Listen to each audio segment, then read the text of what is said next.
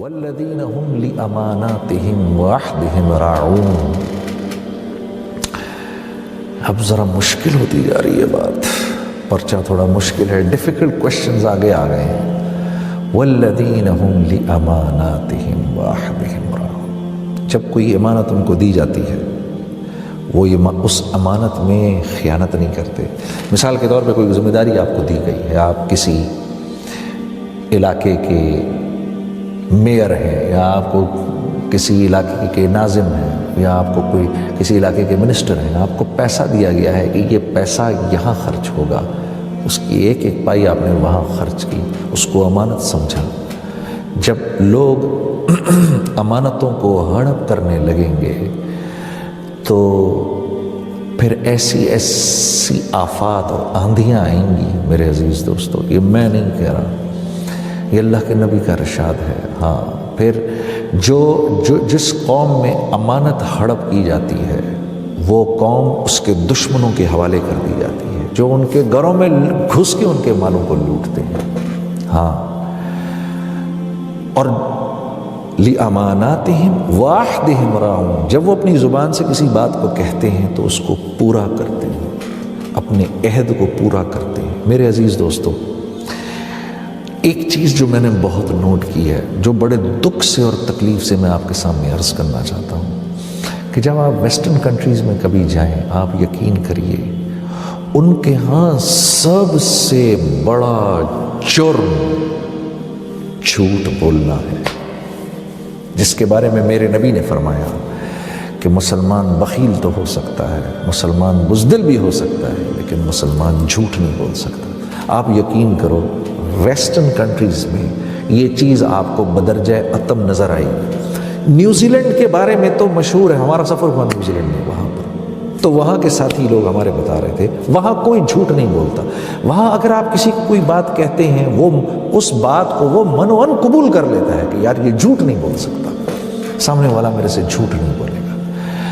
ہاں، ایسی قوموں کو اللہ عروج دیتے ہیں، بغیر ہتھیاروں کے عروج دیتے ہیں، ورنہ دنیا کے ہتھیار جمع کر لو، اگر میرے دوستو وہ صفات نہیں ہیں جو اللہ کو مطلوب ہیں تو ساری دنیا کے اسباب رکھنے کے باوجود اللہ سارے عالم میں ذلیل کر کے دکھائیں گے۔ ہاں، کیونکہ عزت و ذلت تو اس کے ہاتھ کے اندر ہے۔ ہاں، عزت اور ذلت کا تعلق اسباب سے تھوڑی ہے، عزت اور ذلت کا تعلق تو اندرونی صفات سے ہے۔ تو اللہ رب العزت فرما رہے ہیں کہ مومنین نہ تو امانتوں کو ہڑپ کرتے ہیں منسٹر، ناظم یا گورنر بننے کے بعد، نہ وہ ان کو ہڑپ کرتے ہیں، یہ ان کو ان کی جگہ پر پہنچاتے ہیں، اور نہ اپنے بول سے پھرتے ہیں، جب ایک بات کر دی تو اس پر قائم رہتے ہیں۔ والذین هم علی صلواتہم یحافظون، اوپر بھی سب سے پہلی صفت کا تعلق نماز سے، آخری صفت کا تعلق بھی نماز سے، کہ جب اذان ہوتی ہے سب کچھ چھوڑ کر چلے جاتے ہیں، اپنے اوقات کی ایسی حفاظت کرتے ہیں۔ والذین هم علی صلواتہم یحافظون، سبحان اللہ، وہ اپنی نمازوں کے اوقات کی حفاظت بھی کرتے ہیں۔ خشوع اور خضوع سب سے پہلے ذکر فرمایا، سب سے آخر میں دوبارہ نماز کا دوبارہ ذکر فرمایا۔ ہاں، اوپر بھی نماز نیچے بھی نماز، ساری صفات ان کے بیچ میں، کہ یہ اپنے نماز کے اوقات کی بھی حفاظت کرتے ہیں۔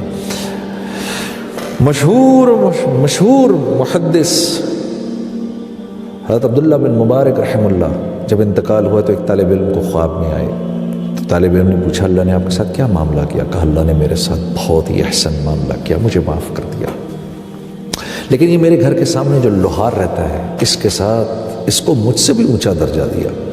کہا اچھا؟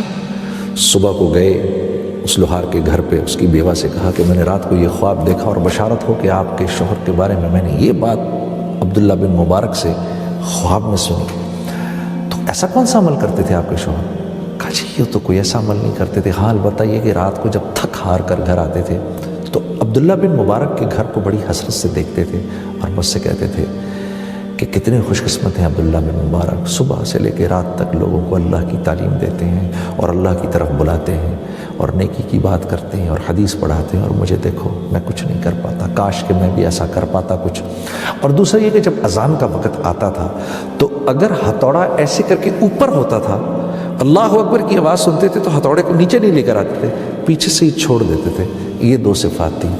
تو ان طالب علم نے کہا واللہ یہ دو صفات آپ کی اللہ کے ہاں ایسی پسند آئیں، ایک تو اس آدمی کو اچھی نظر سے دیکھنا جو اللہ کے دین کا کام کر رہا ہو، ہاں اس کے لیے دعائیں کرنا، شاید اللہ کے ہاں انسان کو اسی مقام پر پہنچا دیتا ہے جس مقام پر وہ اللہ والا کام کر رہا ہو۔ اور دوسرے نماز کے اوقات کی حفاظت اتنی سختی سے کرنا کہ ہتھوڑا اوپر ہے، اذان کی آواز سنی تو یہیں سے اس کو چھوڑ دیا۔ میرے عزیز دوستو، اللہ مجھے اور آپ کو بھی اس کی توفیق عطا فرمائے۔ آگے اللہ پاک فرما رہے ہیں اولئک ہم الوارثون الذین یرثون الفردوس، یہی تو وہ لوگ ہیں کہ جن کے پلاٹ پہلے سے ڈی مارکیٹ کر دیے گئے ہیں۔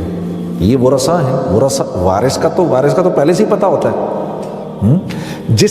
جس میں یہ صفات دیکھو دنیا میں، تو اللہ رب العزت کی طرف سے اللہ کا کلام یہ کہہ رہا ہے کہ یہ وہ لوگ ہیں جن کے پلاٹ پہلے سے ڈی مارکیٹ کر دیے گئے ہیں فردوس کے اندر، پہلے سے ان کے لیے فیصلہ ہو چکا ہے۔ یہ دراصل ورثہ ہیں فردوس کے۔ ہم الوارثون الذین یرثون الفردوس ہم فیہا خالدون، وہاں وہ ہمیشہ ہمیشہ رہیں گے۔ اللہ کے نبی صلی اللہ علیہ وسلم کا بھی ارشاد ہے کہ جب بھی اللہ سے مانگو جنت الفردوس مانگو۔ اللہ پاک آپ کو اور ہم کو سب کو جنت الفردوس میں جانے کی جگہ عطا فرمائے۔